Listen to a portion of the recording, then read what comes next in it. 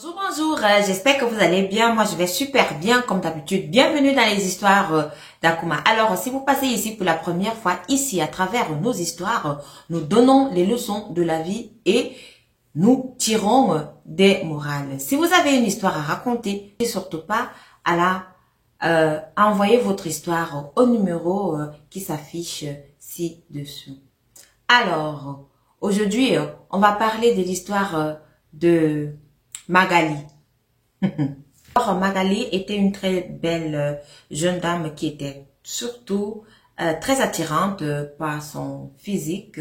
Elle ne passait pas inaperçue et c'est comme ça aussi que, comme on a l'habitude de dire, son étoile brillait de partout. Alors, ça veut dire quoi? Ça veut dire qu'il y avait beaucoup d'hommes qui la draguaient et Magali, c'est vrai, elle acceptait, parfois c'était juste pour de l'argent, parfois c'était juste comme ça, mais parfois elle n'était même pas intéressée. Alors Magali, elle a eu la malchance, elle est tombée sur un monsieur qui avait beaucoup d'argent. Le monsieur, il a dragué Magali, au départ elle ne voulait pas, parce qu'elle se disait que le monsieur il est âgé, donc avec ça, elle ne va pas arriver quelque part avec le monsieur. Elle a refusé ce monsieur pendant au moins 6 mois. Le monsieur, il a dragué Magali pendant au moins 6 mois. Mais Magali refusait. Il refusait. Imaginez-vous ce monsieur, il venait d'habiter dans ce quartier-là. C'était un nouveau dans le quartier. Il avait acheté sa parcelle de terrain et le monsieur, il avait construit là. Il habitait là avec sa femme et ses enfants. Magali ne voulait pas. Pendant 6 mois, elle a refusé ce monsieur. Mais à un moment donné, Magali, elle a cédé. C'est comme ça que finalement, elle a accepté les avances de ce monsieur. Elle a donc commencé à sortir avec le monsieur. Tout était bien. Mais Magali, elle a fait des erreurs. Elle ne se protégeait pas. Elle ne se protégeait pas. Magali, le monsieur, comme il avait de l'argent, il lui donnait aussi beaucoup moins d'argent. Au départ, ils utilisaient les préservatifs, elle se protégeait. Mais à un moment donné, au fil du temps, Magali, elle a laissé les préservatifs. Pourtant, au début, c'est elle qui imposait les préservatifs au monsieur. Mais après, à un moment donné, elle s'est dit, bon, voilà, on est en relation, on est bien et tout. Bon, il est marié, il a des enfants, donc je n'ai rien à craindre. Elle a laissé tomber ce bout de plastique-là. Voilà comment la vie de Magali a basculé. Écoutez l'histoire. Je vous dis ici tous les jours, le dehors, il est risqué. Les gens sont méchants.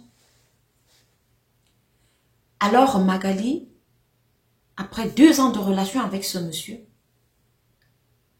lorsqu'elle a commencé à avoir des rapports sans préservatif avec ce monsieur, donc 6 mois après, elle est tombée malade. Lorsqu'elle est tombée malade comme ça, le monsieur lui donne de l'argent et tout. Mais qu'est-ce que tu as et tout. Mais le monsieur lui-même, il savait. Il savait ce qu'il avait, mais il n'avait rien dit à Magali. Magali, elle est donc partie à l'hôpital. Arrivée à l'hôpital, on a fait les tests et tout. On a dit à Magali que là où elle est là, elle est malade. Elle a le HIV. Magali qui pose les mains sur la tête, elle dit quoi? La seule personne ici avec tous les dragueurs que j'avais là, je n'allais pas avec eux, mais la seule personne, unique personne que j'avais refusé de toute ma vie et avec qui j'ai des rapports, c'est ce monsieur-ci, son copain. Un homme marié. C'est comme ça que Magali se fâche donc contre son copain. Elle dit donc, tu savais que tu étais comme ça. Pourquoi tu ne m'as pas dit? Pourquoi lorsqu'on a arrêté d'utiliser les préservatifs, tu n'as rien dit? Pourquoi cette méchanceté? Magali était en pleurs. Elle est rentrée chez elle. Elle ne pouvait même pas le dire à sa famille. Elle avait peur de le dire. Elle ne pouvait pas. Et vous vous rendez compte que ce monsieur-là, il avait un fils aîné. Magali s'est dit, comme je suis infectée maintenant, je vais infecter le fils aîné de ce monsieur. Je vais le draguer. C'est comme ça que Magali a commencé à draguer le fils aîné du monsieur. Le garçon, il a refusé plusieurs fois. Magali, elle a insisté, elle faisait des avances à ce garçon-là. Vous savez, parfois les garçons, lorsqu'une belle fille comme ça vient vous faire des avances, Il y en a ceux qui ne sont pas intéressés. Mais à un moment donné, vous allez dire non, mais après quelque temps, là, si elle insiste, vous allez accepter. C'est comme ça que le jeune homme, il a accepté. Mais le jeune homme se protégeait. Le jeune homme, il utilisait les préservatifs. Magali se rend compte qu'il n'y a même pas moyen d'avoir un acte comme ça, non protégé avec ce garçon. C'est comme ça que Magali se dit, ok, je laisse tomber. Maintenant, tous les garçons qui sont dans le quartier là, je vais aller avec eux. Tellement Magali était énervée. Tellement elle était fâchée de ce monsieur-là. Dit que, mais pourquoi il m'a fait ça?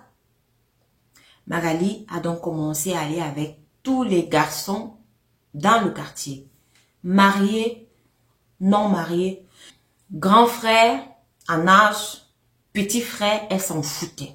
C'est comme ça que Magali a donc pris un cahier. Elle écrivait le nom de tout le monde avec qui elle avait eu des rapports non protégés.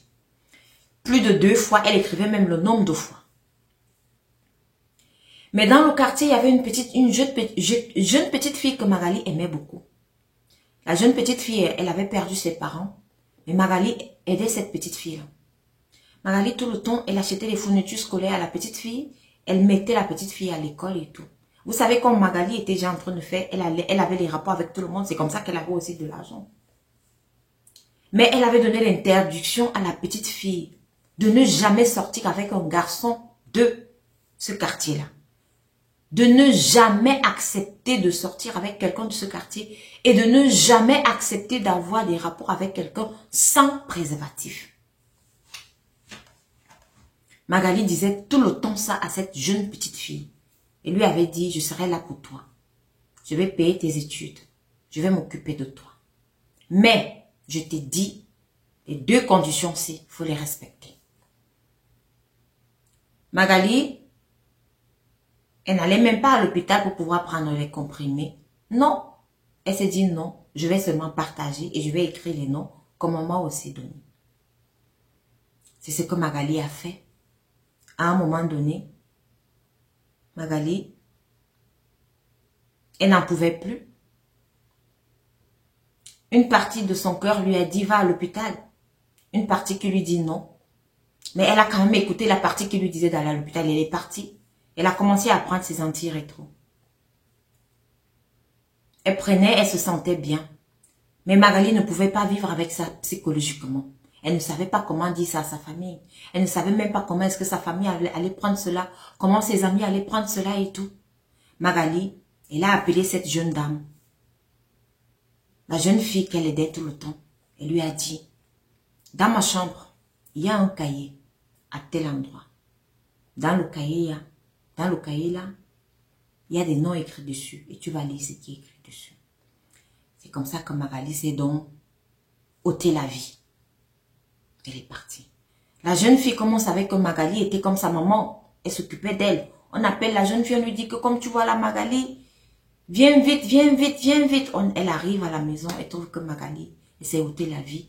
Elle a pris des comprimés. Elle a pris des comprimés et il se faisait déjà très tard. Pour elle, on ne pouvait plus rien faire. Elle est partie.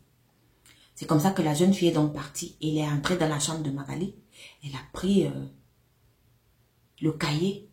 Elle a lu le cahier. Elle était sidérée. La jeune fille est d'abord rentrée chez elle. Tellement elle était sidérée, elle ne savait pas quoi faire. C'est comme ça qu'on a donc fait les obsèques de Magali. Avant même de faire les obsèques, le scandale. On a mis Magali à la mort. La famille était tellement éplorée. On a commencé à faire les réunions pour faire les obsèques de Magali. Mais la jeune dame à qui Magali aidait tout le temps, ça pesait dans son corps. Puisqu'elle connaissait même le nom de certaines personnes qui étaient dans ce cahier-ci avec lesquelles Magali avait eu des rapports non protégés. Elle ne pouvait pas. C'est comme ça qu'elle est donc venue un beau jour. Elle a dit à la famille que venez, Magali m'a laissé un cahier. Et j'ai trouvé bon de vous remettre ce cahier-là. Toute la famille était réunie. Elle a remis le cahier, elle a dit vous-même lisez. C'est comme ça que la famille a donc su la raison pour laquelle Magali s'est ôté la vie. Et vous savez, lorsqu'on vient dire un truc comme ça dans la famille, il y a toujours des fuites. Il y a des gens qui ne gardent pas ça pour eux. C'est comme ça que tout le quartier a été alerté. Les gens, Pourtant, la famille avait décidé de ne rien dire. Mais il y a eu fuite. C'est comme ça que même pendant la veillée, les gens disaient que non, il y a le nom de tel. Toi, homme marié, on dit qu'on a vu ton nom là-bas. C'était grave. C'était grave. C'est comme ça que le quartier était en ébullition. Le nom de tel, le nom de tel, le nom de tel. Imaginez-vous. Magali, elle était déjà partie, vous allez faire quoi? Peut-être haïr sa famille, même qui n'était même pas au courant de tout ça. Non. Voilà. C'était dans l'histoire de Magali. La morale que moi je peux donner dans cette histoire-ci, c'est premièrement de toujours se protéger. Lorsque quelqu'un vient vous draguer, vous ne connaissez pas ses antécédents. Protégez-vous. Même si vous êtes 2 ans, même si vous avez 2 ans de relation, 3 ans de relation, 5 ans de relation, 10 ans de relation avec la personne, protégez-vous. Et puis, le moment venu, allez dans l'hôpital faire vos tests pour savoir votre sérologie et tout ce qui va avec. La deuxième morale, les jeunes filles d'aujourd'hui. Vous voyez les sugar daddy. Ça, c'était un sugar daddy pour Magali. Tous les sugar daddy n'ont pas une bonne moralité. Il faut faire attention. Le dehors, il est risqué. Il y en a certains qui ont une très mauvaise moralité. Et ça, c'était le cas du sugar daddy avec lequel Magali sortait. Il a pourri la vie de Magali. Troisième morale. Ça, c'est mon avis. D'autres personnes vont dire que oui, on aime bien ça. Arrêtez de sortir avec les hommes mariés. Parce que vous ne savez pas si votre malheur viendra de là ou pas. Arrêtez de le faire, les jeunes filles d'aujourd'hui. Si vous le faisiez, c'est le moment d'arrêter. Alors, à vous, donnez-moi la morale de l'histoire en commentaire. Merci de m'avoir écouté et rendez-vous à la prochaine vidéo.